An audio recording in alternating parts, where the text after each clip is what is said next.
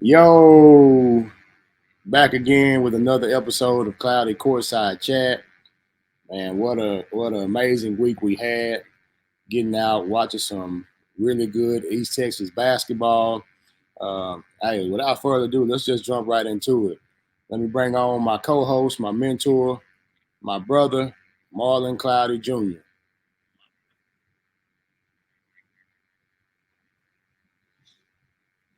What's up, my brother? Yo, what's going on? There he is. Man, sitting here getting ready to watch this Tar Heel and Duke game, baby. North Carolina all the way. I see you repping over there. Yeah, Tar Heels in the building.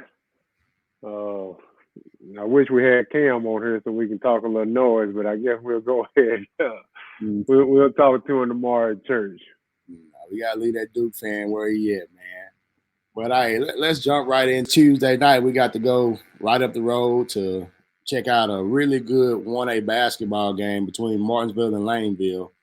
Um, Actually, for me, it was pretty dope because I knew both head coaches, having personal relationships with both of them. But we'll let you start off with your thoughts on what you saw Tuesday night up in Martinsville. Well, it was, we go from, like you said, 6A to 1A basketball, and a lot of people might think it's going to be a big drop off. Um, Talent is not on the court, but we saw some big time performances from some players, and it was a playoff atmosphere in the building. We talked about it was for a district championship basically.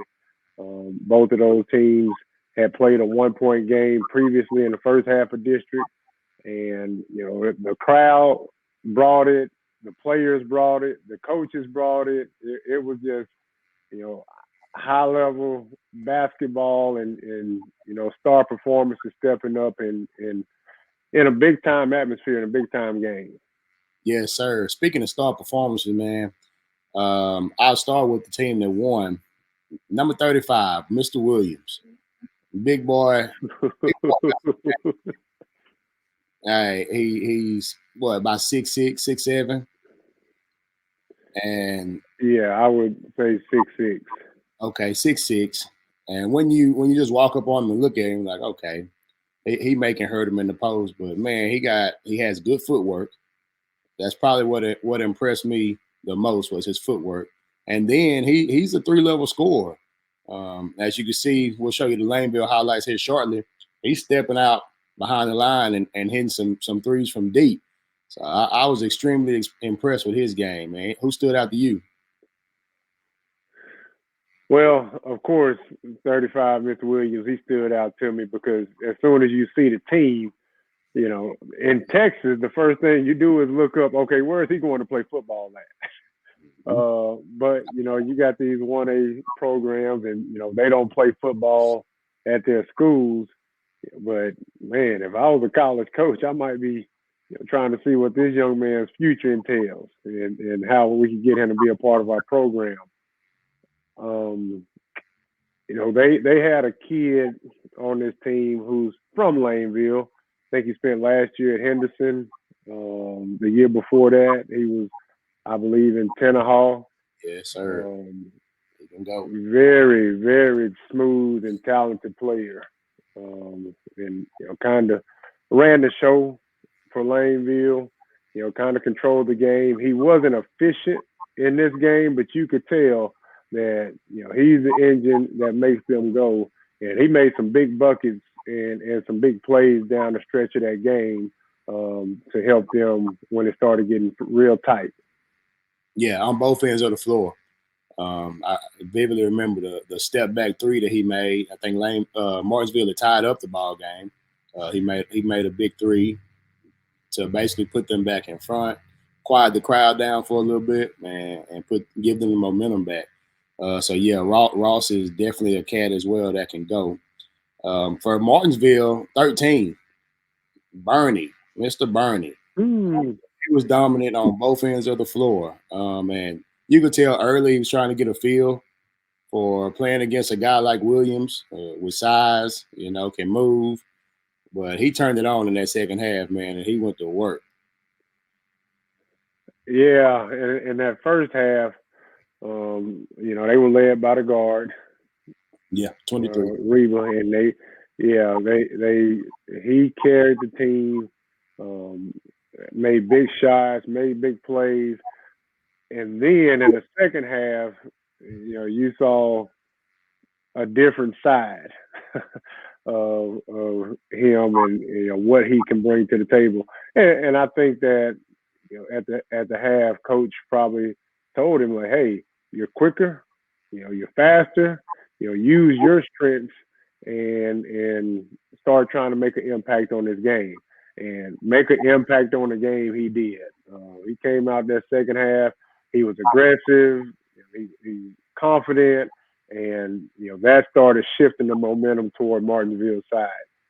But every time Martinsville made a run, Laneville would answer. And you know that's what you like about basketball. You know, played at a competitive level is it's going to be a game of runs. You know, but both coaches, you know, have their teams and their guys, you know, level-headed, locked in, focused to withstand those runs. And you know, they both did a good job. You know, you have a personal relationship with them. You know, I know both of them through you over the past couple of years. I tried to get on OD. I tried to get him and thought about him joining me at Oak Ridge when I was head coach there, just because I liked what I saw from him when he was at Elysian Field. And you know, they were very talented, and I think they ended up getting beat by 20 or 30 in that game when he was at Elysian Field. But I could tell that he was passionate, and you know the things that he did, he was working with his team. A lot of coaches in a situation like that, they just roll the ball out, you know, practice an hour, 2 times a week, go home and just say we bad. So there's no sense in practice. But you could tell he had a passion for the game, and you know he showed that same coaching and that same level of intensity in this game. And it's funny that you mentioned that word. And viewers know we don't have notes. No, we didn't pre-record this. We're just on here talking basketball and what we saw at the game. And you weren't even in the post-game interview, but that's the exact word that he used. And it was actually pretty dope. It got a little emotional in there because we know each other personally. I know his journey. I know what he's been through and where he's come from, and vice versa. He knows mine.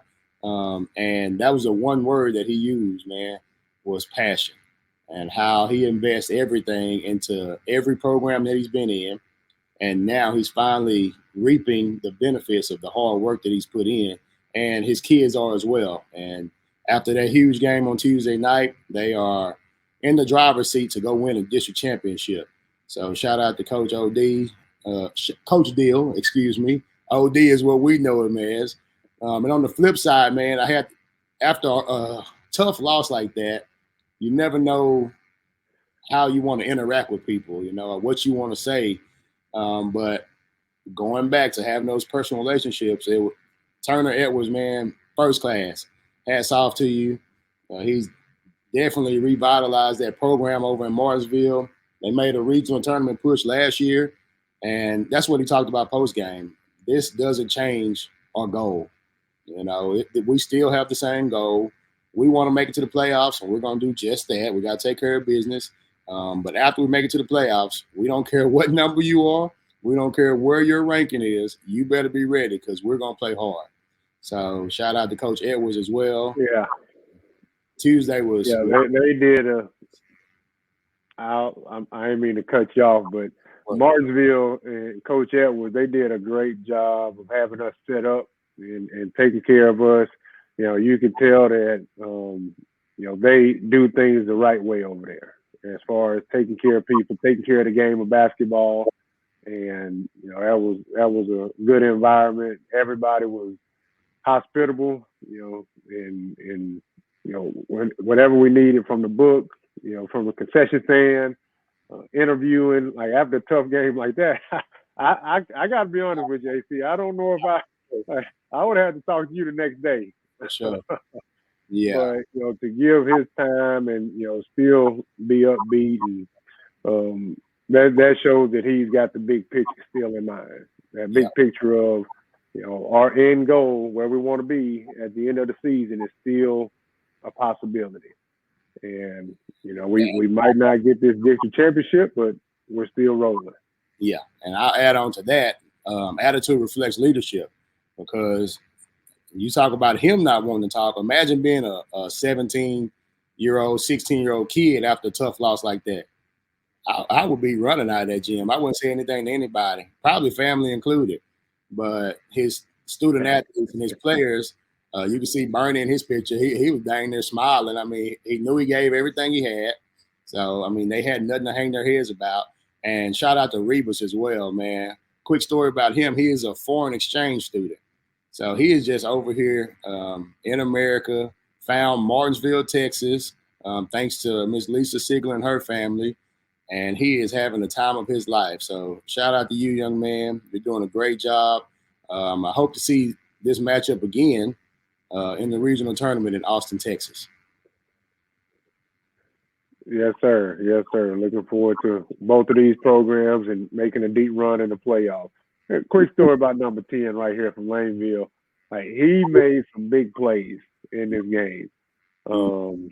He filled the stat sheet up, but when he took this picture, he was like, "Are we gonna smile? Or are we serious?"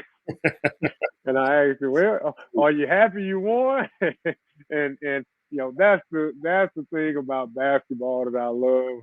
You should have saw that smile light up on his face, because these kids put a lot into this game too, and have a lot of pressure from community, from coaches, from expectations. Laneville's a basketball program. If anybody knows them in East Texas, and for them to get back to where they were before, that you could tell that was a big win. So, shout out to that Laneville team. Shout out to Martinsville. Thank y'all for that great performance that we saw, and best of luck going forward. Transitioning to one of my favorite segments, we'll move on to the Cloudy Courtside Crown. Cloudy Courtside Crown is somebody that we noticed with a spectacular performance. Could be some huge numbers put up, or it could be a game-winning shot. And episode 6, Courtside Crown, goes to Jacksonville High School's Karmelo, better known as Melo Clayborne. And this young man filled it up on Tuesday night against Bullitt.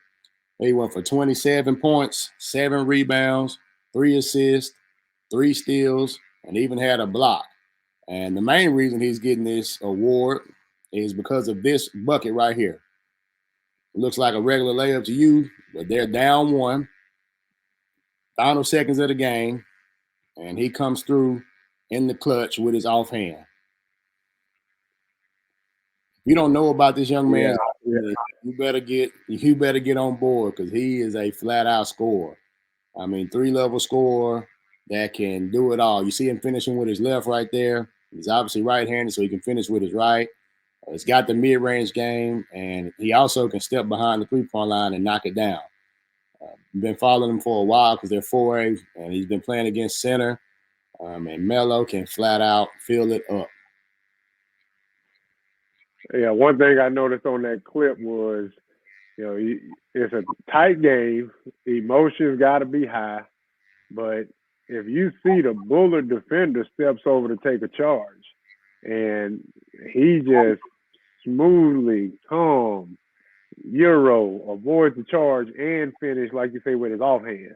Mm-hmm. Like, that's a next level move. And one thing we tell our players and teams, I know I say it all the time, is don't give up straight line drives, don't give up easy basketball plays. Like, make them show us that they're a player. Like, make them change direction. Make them go to the past the average basketball player and show that he's an above average basketball. And this is an above average basketball move right here. And I'm going to go a step above that because of the moment of the game. Like, this is a great basketball play made by this young man. And on top of the full stat line, and we talked about this district on last episode about where they're fighting for playoff spots, and This was an important game right here between Jacksonville and Bullard. And for him to have that type of performance, that type of finish, hats off to young Clayborne for getting the courtside crown. Can't wait to see that young man in person. We more than likely will in the postseason. And while we're here, before we move on, shout out to our guy, Brandon Ogden. I don't know if you noticed in the top left-hand corner, he's the one who shot the video of the game-winning layup. And Brandon's everywhere. He is a basketball savant. He's all over the place. He's probably somewhere doing a college game right now. And he's basically taking me under his wing the last couple of weeks. Any question I have, he responds swiftly, always helping me out. So I appreciate you, Brandon. Shout out to that man. Moving right along to the game that we got to see on Friday night. And boy, we were not disappointed. We got to travel about 20 miles down the road to see some friendly faces. Athletic director, Coach Tory Barnes, head basketball coach Mike Randall, and the St. Augustine Wolves took on the Corrigan Bulldogs for another district championship. And I'm like, oh, yeah, we got us a good one to go to, Lino.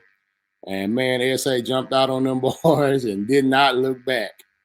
And they were very impressive, man. What are your thoughts on the Wolves? Well, let's talk about this first. So you got the district championship being played between St. Augustine and Corrigan. And 10 minutes up the road, you had a big District 23 2A matchup between Garrison and Tennehaw. Yes, sir. That was also determining playoff seedings, playoff potential, and somebody possibly one step closer to being left home. So I wanted to call you and tell you, AC, I'm gonna miss out on that St. Augustine game, and I'm gonna go down to Tennehaw, and we can just catch both of them. But I couldn't miss watching St. Augustine again, and what those guys are playing for. We had to do it. We had to do it. And so going into this game with St. Augustine, we talked about them last week on the podcast episode. How we wouldn't be surprised if we saw them ranked in the top 25 in 2A. Rankings came out on Monday, and you talk about some people hot. That the Wolves was not in the top 25. I'm going to just go ahead and say it. I got permission to do this. Coach Tory Barnes said that it was disrespectful. That they are not in the top 25. He didn't stop there. No, sir. They should be in the top 15. And he even said, you showed me 9 teams better than us, why we shouldn't be in the top 10. We kind of paused him at top 10. But, I don't know if they listened to the podcast. I don't know if Coach Randall told the team about that in the huddle or in the locker room or in practice. Whatever he told them, they came out on a mission. Yes, sir. And when that ball tipped off, they hit a 7-0 run so fast, and I don't think it got any closer than that. So the Wolves, they are getting better. We just saw them a couple of weeks ago down at Broadus. We saw them before that at Holiday Hoops, and every time I've seen them, I've been more impressed with what they look like on the court. This team is scary. Now, the flip side is we'll get to that later. The game was impressive. I am a Wolfpack fan for the next few weeks, in large part because of the Renfro brothers on there. We got a close relationship with them. We got a close relationship with Tory. Coach, I'll tell you this. Everybody listen to me. Coach Randall down in St. Augustine is a top-of-the-line coach. And, a lot of that has to do with the type of man and person that he is and how he conducts himself and carries himself. That's helping lead this charge for that group of young men down in St. Augustine. No doubt. and I spoke with him for a while after the game. We did an interview, and he was, top notch. Of course, saying everything, giving the praise to first of all God, and then to his kids. We should have kept it rolling because even after we ended the interview, he was going, man, and I'm excited for him. Excited for that program, the steps that they've taken this year. We talked about it a little bit on our own time. How basically they're just playing with house money. Nobody really expected anything. We actually talked about it last episode. Nobody expected anything of St. Augustine this year. Everybody thought Corrigan would just run through that district again, maybe win a game, but maybe that district gets swept again. But, man, after last night and what I witnessed, whoever gets fourth in 23 2A, they're going to have their hands full with that team. They can shoot it, and that's what impressed me the most. But, no, that's not what impressed me the most. Their length. They're going to defend every single shot, man, and they make it tough. Corrigan struggled to get any good looks. And when they did, they were kind of hesitant because St. Augustine had blocked so many shots previously. So, man, I'm extremely impressed with them. And, man, I can't wait to get to the playoffs, man. It's going to be crazy. Well, that's where I was going to go. That's where I was going to go earlier. I was going to talk about that matchup in the first round. Let's talk about. Don't do it yet. Don't do it yet. Yeah, my goodness. Guys that we saw, and then we'll jump into that. I'm ready to go with you, but let's talk about these young men. Let's start off with number 4, Mr. Roland. This young man, he can flat out shoot it from the outside, and what he surprised me the most with was his athleticism. He can get up, and when he had 3 or 4 blocks last night, 3 or 4 in Broadus, he is protecting the rim, he's defending, and he's doing an amazing job on both ends of the floor for the St. Augustine Wolves, leading the charge. Mr. Roland, he a basketball player. You know, you don't get that too often in East Texas. You know, I talked to Coach Barnes. You know, we had the pleasure of talking to him during the game, at halftime, before the game. You know, this young man don't play football. And I was surprised because 6'3", 180, explosive, and as quick of a jumper as he is, you know, I thought he was a highly recruited wide receiver. But, you know, he's a straight basketball player, and he is only a sophomore. Y'all heard me right. 6'2", 6'3", 180 pounds, can shoot it, explosive, and only a sophomore. So I expect to see some great things from him the rest of this year. But, yeah, this game, he really showed the full package of what he can be.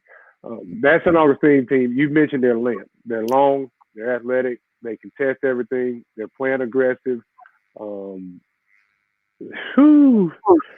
They're exciting to watch. And, my bad, there's only 2 seniors on that team.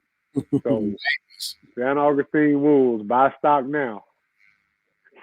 Get in where you fit in, because according to Coach Barnes and Coach Randall, SA is back. Yeah, and then, you know, you had, you know, not only Renfro and Roland, but you also had 2 performances, you know, from 2 other Wolves, Mr. Teagle and Mr. Malone, who, you know, they both filled the stat sheet. You know, double-digit points, you know, 5, 6, 7 rebounds. They had a house down 13 right there. Mr. Malone. He was trying hard in that second half, and he finally got one to come to him. And when he got it, man, he let everybody in St. Augustine know what he was going to do with it. He brought the house down, got everybody on their feet up in there. Yeah, so you don't just got one player from SA. Like, it's, you know, 3, 4, 5 players that can go get 15 on any night, and can do it all together. You didn't see selfishness. Like, it's a complete total effort, and, you know, hats off to these young men that had the big performances in a big game. Like, let's not miss out on the fact that this was for a district championship. Yeah. You're playing the team that ran through the district last year, and you only got 2 seniors on your team. So that the people thought that St. Augustine would win this game, and boy, did SA prove them right with a 23-point victory over the Corrigan Camden Bulldogs. Ran away with it. Well, I see I can't hold you back no more, man. Let's just jump right into it. And let's discuss some of these matchups that we could potentially see. And you talked about how it was a huge game 10 miles down the road in one direction with Tenaha and Garrison. What about the other direction, man? You go 10 miles that way, you had another huge game with Timpson and Shelbyville. And Shelbyville really let everybody in that district know, like, hey, Beckville's going to win it this year. But we are somebody to be reckoned with, and we're a team that's going to make some noise coming into the playoffs. And they really solidified themselves in that second seed in District 23 2A. Yeah, I mean, of course you expect them to come out with a fight after losing the game before. So we're right there being able to possibly play for a district championship. We lose a tough one at home to a hungry Tenaha team, and they came out and they jumped out. I think they were up 30-something to 20-12 at one point in that game, and man, now Timpson, they didn't quit.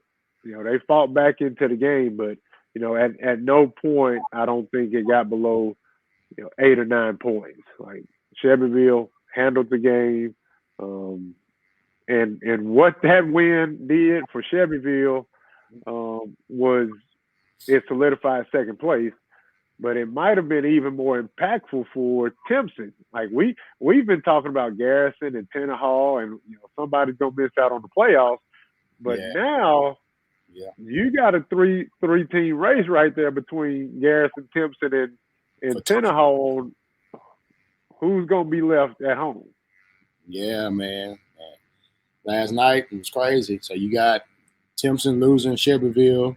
Then you got Garrison going to Tenaha and still in a huge game on the road over there. It's hard to win in Tenaha, and especially with everything that's on the line. Tenaha knew, Garrison knew. Hey, we're basically fighting for a spot, like you said. That's what everybody thought before the Timpson loss last night. And for Garrison to go over there and win that game, man, that's extremely impressive. Hats off to Coach Beavers and Coach BB, because like we said, it is tough to win in the SEC. And those guys went over there and did that. So how does that shake everything up now? Like we said, we know Beckville is sitting in the driver's seat for the district championship. Now that pushes Shelbyville to second. Where does everything else line up in that district? So now you got Garrison and Timpson tied for third at 6-4 in district. And what's now interesting is Tenaha's 1 game back. So they're in 5th place. And guess who they get to play next week? It seems like it's a big game in this district. Every single night. And we talked about this every night. And these are playoff games. And I expect playoff atmospheres when these people are traveling to these games. So does Tenaha go to Timpson, or does I think Tenaha goes to Timpson. Tenaha to Timpson. Tenaha to Timpson. Who's Timpson's other matchup? So Timpson, they're one of the teams left that has a bye. But then on Friday, Garrison goes to Timpson. So they got 2 home games, but they're gonna have to come out and fight, because these are basically win or go home type of games. Okay, so Garrison goes from potentially you lose that Tenaha game, you could be looking at not being in, to now we're looking at, hey, we can take care of Timpson at their place, and we don't even have to see SA. We can go. There you go. And avoid St. Augustine and grab Corrigan and see if we can get us a first round dub. So that is interesting, man. So I never thought in my wildest dream that Timpson could be looking at potentially not making the postseason. We always lump them up there with Beckville, top of the district, going to win Well, it. especially when they won that beat the number one team in the state. Sir. Yeah. So after that, it's kind of been like, inconsistent play. But now it's crunch time. So maybe that state championship and that winning pedigree is going to step up here down the stretch. But don't count out Tennehaw. Don't count out Garrison. There's going to be some games. Yeah, but speaking of Timpson, they're going to need some guys to step up. Our thoughts and prayers are with Amari Bruton. He got injured in the game Tuesday night against Gary. He's in Houston right now in the hospital. So, Omar, we're praying for you. We love you, man. But now somebody's got to step up and fill those shoes. Omar's playing some really good basketball for the Bears, especially when Terry was going and playing football and taking care of the business that he had to take care of. So Nickelberry is going to have to step up some more and fill those shoes, which he's capable of. He's been showing that. Jackson Campbell, Tyler Lane, all these guys are going to have to step up and help these Bears get to where they need to get and make these playoffs. So, yeah, it's going to be very interesting coming down the stretch to see how these games work out. And we're going to see a team that nobody expect stay home, unfortunately. And that's how it works, man. You got to show up, you got to play. So there's some big time matchups coming up. And we dove in on District 23 and 24 because, of course, we know that district, being coaching in that district the last few years. But next week, tune in. We'll be diving into a couple more playoff pairings as the district pictures become more clear and the matchups start to shape up. We're going to start diving in all the way from 1A up to 6A. So if you can, tag us in your records, your standings for your district on Twitter. Once again, continue to like, continue to retweet, repost on X. Please subscribe to the YouTube. Shout out to the ones that have. We're well over 100 subscribers already, right at 200 followers on Instagram. So we're just, once again, trying to promote East Texas basketball, the programs, the coaches, and the athletes. So if you have anybody in mind, so just go ahead and shoot us a message, a direct message, or you can just add us on any of these social media platforms. We're extremely active. Speaking of that, we're excited about going over and watching Lufkin and Nacogdoches on Tuesday night for a big East Texas matchup in 5A basketball. So can't wait to see that one. That's one of the oldest rivalries in East Texas. Excited to see that. The Dragons versus the Lufkin Panthers. And with that being said, signing out. Appreciate you, brother. Appreciate you.